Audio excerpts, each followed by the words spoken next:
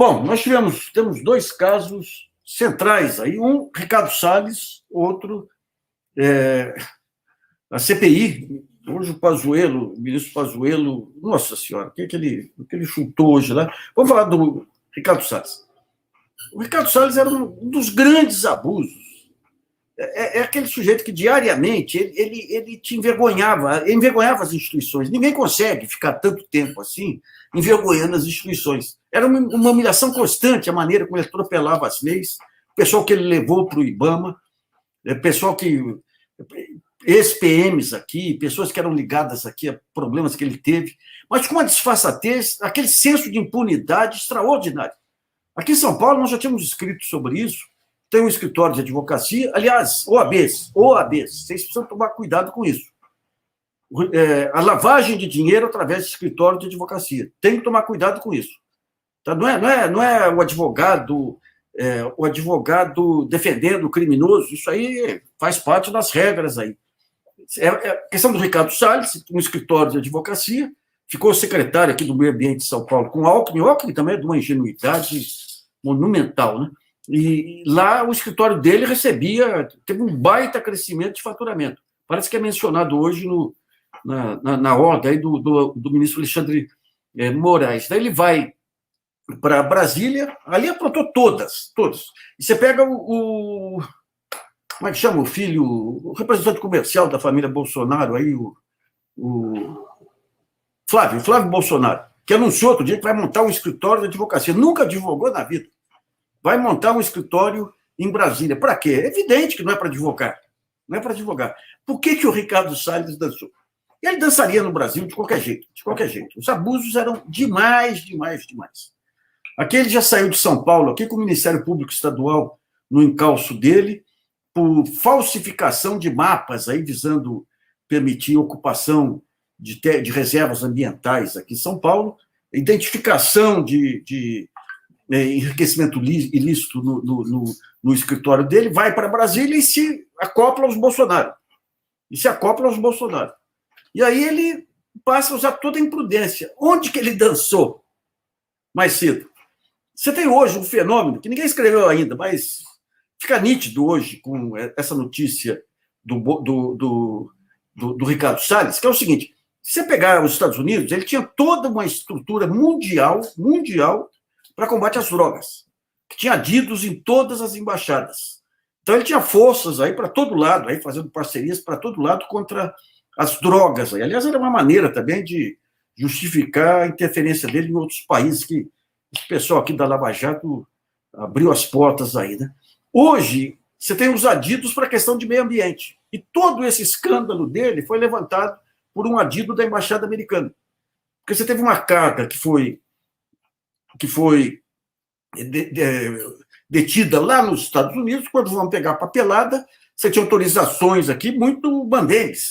Não passava por aquele ciclo de estudos aí e de diagnósticos. Daí eles procuram aqui o IBAMA, o chefe do IBAMA, que teve uma intervenção aí do Ricardo Salles, conversa com ele e fala: olha, vai dar caca isso aqui, ó, cuida, vai dar caca. E eles continuam com aquela... sem medo do perigo. E daí você tem hoje esse inquérito do Alexandre de Moraes, da Polícia Federal, que o Alexandre de Moraes cita, extremamente detalhado. Só para dar uma ideia para vocês aí, ó. Sabe o que é isso aqui? Com tradução do Google. Washington Post. Olha o tamanho da manchete. Polícia do Brasil investiga ministro do Meio Ambiente sobre exportação de madeira. Isso aqui o que é? É o Guardian. Polícia brasileira faz batida do Ministério do Meio Ambiente por causa de venda ilegal de madeira. Esse aqui é o Financial Times. Polícia brasileira almeja ministro do Meio Ambiente investigação de contrabando. E faltou uma aqui que caiu, aqui, que é o Wall Street Journal. Ou seja, caiu, digamos, todo esse esquema que a gente cantava desde lá de trás. Se vocês pegarem todos os levantamentos que nós fizemos sobre esse pessoal ligado à devastação, ligado à mineração em terra indígena, ligado à indústria de armas, ligado à indústria do jogo, todo esse pessoal que bancou a ultradireita e bancou especificamente Trump, o primeiro-ministro de Israel e Bolsonaro. Então, era nítido que, no momento ou outro, isso aí ia ser levantado. Isso aí ia ser levantado. Então, foi feito toda a investigação pelo adido aqui da Embaixada Americana, encaminhado para a Polícia Federal, que fez um trabalho meticuloso. O Alexandre de Moraes autorizou a entrada na casa de todos os suspeitos. É um capítulo extremamente importante, porque mostra o seguinte: esses funcionários que foram cooptados aí por esquemas de corrupção, achando que tinham... Porque o que ele fez? Ele levou gente de fora, gente que atuava com ele na CETESB aqui, gente polêmica, levou para lá e cooptou pessoas internamente que pudessem fazer o jogo dele. Esse pessoal vê aquele poder que ele aparentava ter e acabam sendo cúmplices. Agora você vai ter, não só para ele, mas para toda a estrutura do governo Bolsonaro, o risco que é você fazer esse tipo de jogada. E o nosso entrevistado aí, que eu vou convidar para entrar na sala aqui, é o Denis Rivas, que é presidente da SEMA Nacional, que é a associação, é grande a sigla. Como é que é mesmo, Denis? Boa noite, Nassif. É a Associação dos Servidores da Carreira de Especialista em Meio Ambiente. A gente contempla os servidores do IBAMA, do Instituto Chico Mendes, do Ministério do Meio Ambiente e também do Serviço Florestal Brasileiro. Denis, se não tivesse funcionário de carreira dentro do Estado brasileiro, concursado e tudo, esses crimes seriam desvendados? Certamente não, Nassif. Certamente a gente estaria aí mais próximo do que foi vivenciado no período da ditadura militar, né? Quando os crimes aconteciam, os desmandos aconteciam e a imprensa já era censurada, mas mesmo quando tomava conhecimento, né? Tomava conhecimento de superficialidades, né? O que a gente está presenciando hoje é um raio-x aí da criminalidade, né? O que deve aparecer dessa investigação aí é uma verdadeira devassa, né? Daquilo que a gente já estava denunciando há muito tempo, né? Já estava muito claro que tudo que o Salles fazia tinha ilegalidades do princípio ao fim, né? E por isso é um dia muito importante para a gente. Aliás, só uma dica para parlamentares que eventualmente estejam assistindo a gente. Se for abrir uma CPI do meio ambiente, investiguem aí a liberação de financiamento para esse pessoal que faz reciclagem de lixo, que é uma atividade relevante, mas que tem muita coisa obscura aí também. Denis, quais são os pontos centrais que deveriam focar aí uma investigação de CPI ou da Polícia Federal sobre os prováveis supostos crimes aí de Ricardo Salles? Bom, essa ligação do Salles com os madeireiros, né, eu acho que já é algo que chama atenção de cara, né? Ele ter levado de carona garimpeiros, né, para Brasília para se reunir com o presidente, para se reunir nos gabinetes, né? Também chama atenção e certamente tem algo de legal aí, né? Ele vivia fazendo reuniões a portas fechadas, sem participação técnica, né? Sem nenhum embasamento legal. A gente tem denunciado já o programa Adote um Parque, que foi feito também todo a portas fechadas, e ele anunciou o programa já com os primeiros adotantes, sem que nada tivesse sido publicado no Diário Oficial, né? Então, tudo isso são indícios aí fortíssimos de um caixa 2, né? De um desvio, né? Que deve ser aí investigado e certamente vai aparecer coisa muito, muito feia aí pela frente ainda.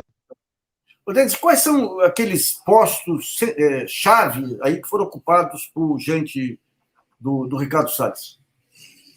Bom, no Instituto Chico Mendes é simplesmente toda a diretoria, né, do Instituto Chico Mendes é composta por policiais militares aqui do estado de São Paulo. E uma vez que eles ocuparam a diretoria, né, e a presidência, eles começaram a colocar também policiais militares e bombeiros em todas as unidades de conservação. Chama atenção também no IBAMA, né, a boa parte da diretoria também é composta por policiais militares. O que surpreende, a mim, pelo menos, né, é a presidência do IBAMA, né, ocupada pelo Eduardo Bin, que é um servidor do Ministério Público, né, aliás, é um procurador da República, né, e se prestar a esse papel, né, de sujeição total, né, porque o IBAMA é uma autarquia, né, ele tem uma independência, o presidente, ele não é um subordinado, né, ao ministro, na verdade, ele responde por todos os atos, né, então, um camarada desses se prestar a esses papéis, né, a denúncia, né, atual, essa que deu origem a essa investigação e a esse procedimento autorizado pelo Alexandre de Moraes, é um ato direto do BIM, né, do presidente do IBAMA, que liberou a exportação de cargas a pedido dos sindicatos madeireiros, né? Então, eles tinham uma relação direta, assim, era quase como uma linha direta do crime organizado com o gabinete do ministro, né?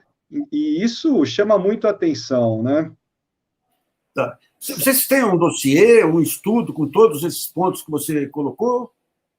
A gente, quando viu que estava sendo atacado diuturnamente, preparou, sim, um dossiê chamado Cronologia de um Desastre Anunciado, as ações do governo Bolsonaro para desmontar as políticas de meio ambiente.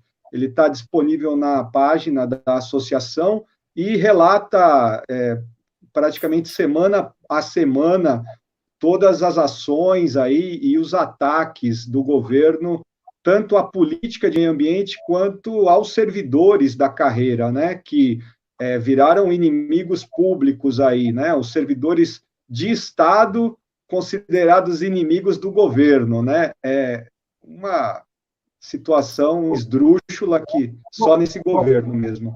Você falou de influência dos madeireiros, influência dos garimpeiros, tentativa de cooptação dos índios. Deu para perceber, em termos internacionais, influências externas, pessoal ligado à mineração nos Estados Unidos, aquele pessoal ligado a Trump. Tem vestígios aqui ou só pelo que alguma coisa que saiu nos jornais? Olha, eu não tenho conhecimento, né, desses setores aí, mas é bem possível que exista, né? Mas até a gente não chegou nada nesse sentido. A gente foi, sim, procurado pelos representantes da União Europeia, preocupados com a situação brasileira, preocupados com esse discurso de que era necessário 10 bilhões para conseguir proteger a Amazônia, né?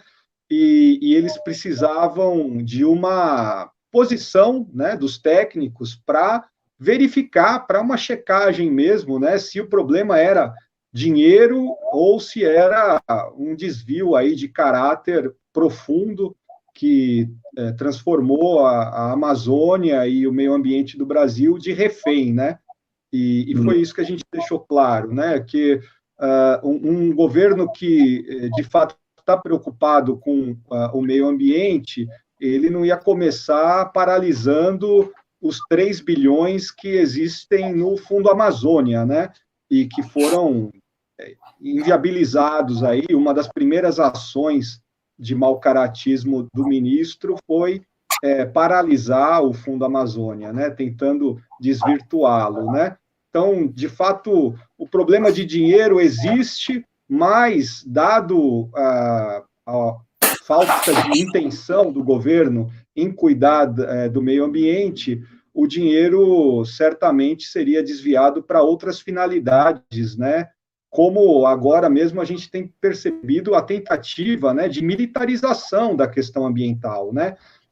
O Salles, semana passada, foi fazer pose no Pará, cercado da Força Nacional, né, com resultados sempre duvidosos, né? Eles são bons em tirar foto, criar imagens, né, e enviar para os seus seguidores, né? Mas os resultados mesmo são pífios, né?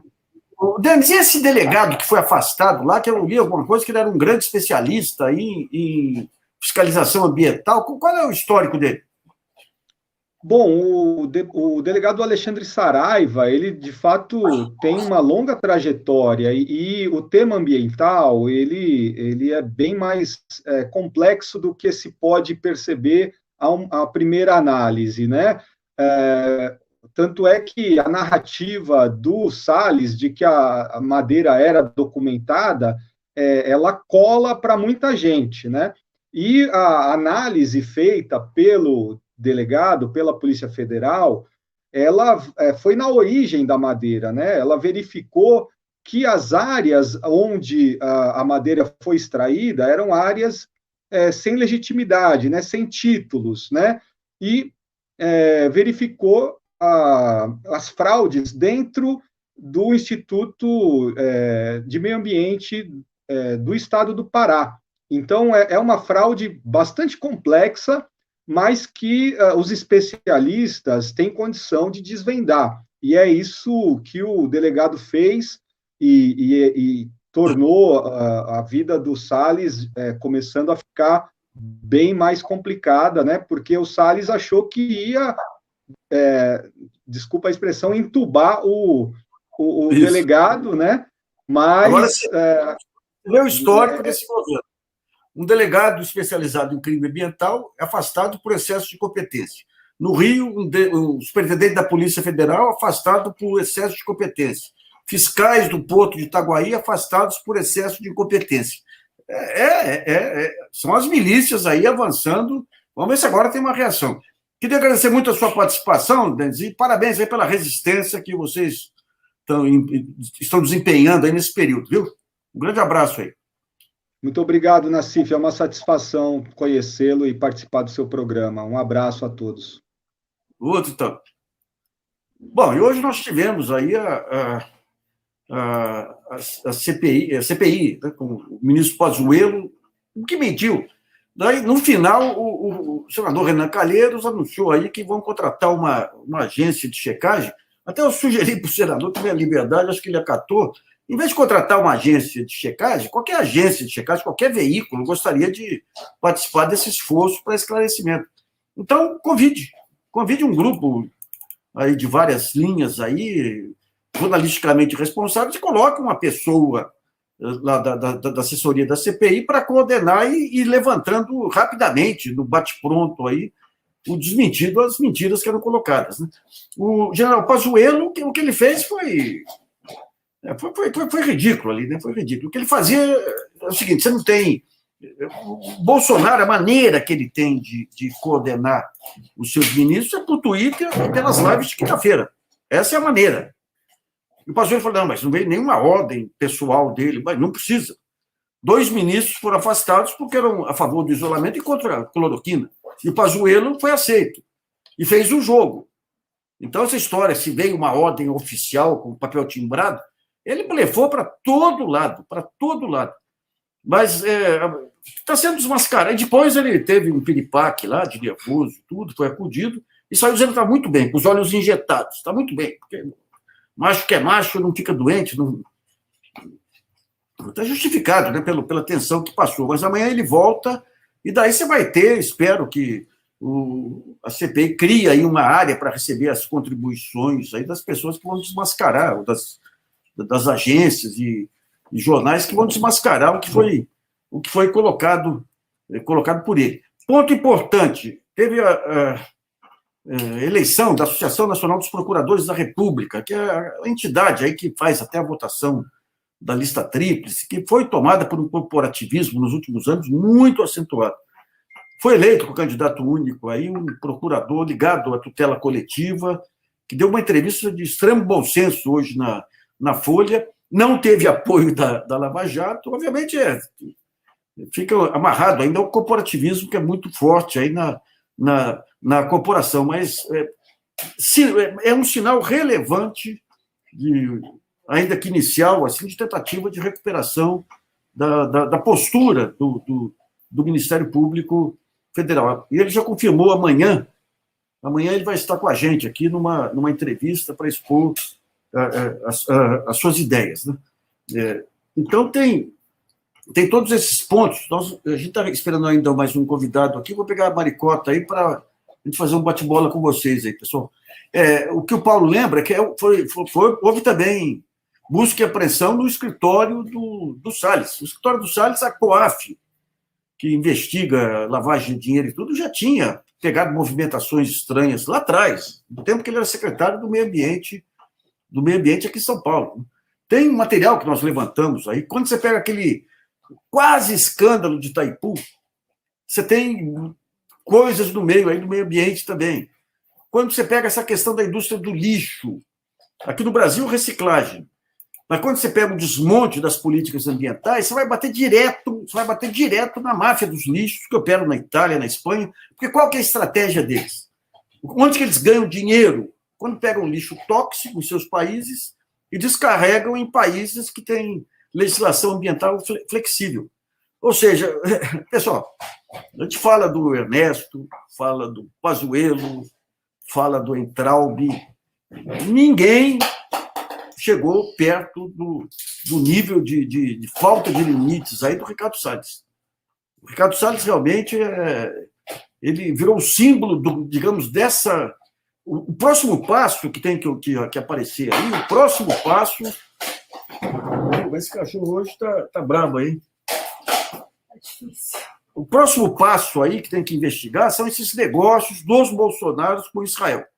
Hoje de manhã já publiquei um levantamento aí, eles levam naquela viagem lá do spray, aquele spray que não tinha nada a ver, levam uma comitiva para Israel nessa viagem. Não tinha spray, não tinha nada. O pessoal falando, gastou 80 mil, não é nada, 80 mil para um governo. Mas é troco de quê que vão lá se não tem nada?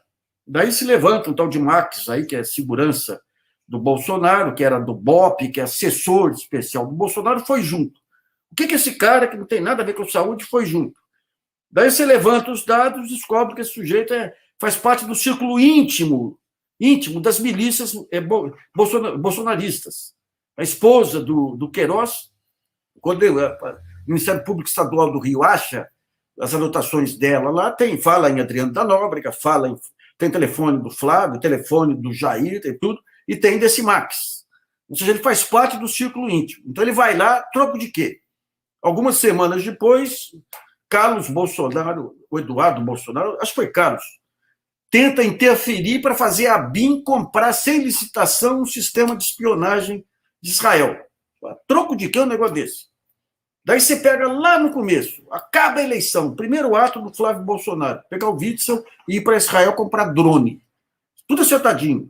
Daí o Globo divulgou na época lá, eles recuaram. Então, digamos, essas relações com Israel vão ter que ser aprofundadas em algum momento. E essa investigação americana que explode aqui na Polícia Federal, que fez um belo trabalho em relação ao Ricardo Salles, confirma aquilo que nós dissemos. Quando acabar esse governo, não vai ter espaço no mundo para as pessoas se refugiar, não, viu? Não vai ter espaço no mundo para as pessoas eles se tornaram ameaças à humanidade. Eles se tornaram suscetíveis aí de julgamento por tribunais internacionais. Então, você vai ter aí realmente um ponto bem pesado aí de acerto com a história e acerto com a justiça internacional, além da justiça brasileira. Maricota, sabe o que nós temos aqui? O nosso... Maricota vem, Maricota vai. Você me chama de volta depois do comentário? Chamo.